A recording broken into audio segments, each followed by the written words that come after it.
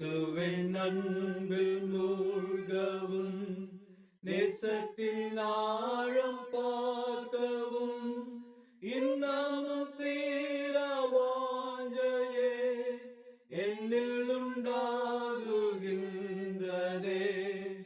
ஆட்கொண்டவர் நேசம் ஈடேற்றின நேசம் இன்னும் மென்மேலும் வாஞ்சிப்பேன் உன்னத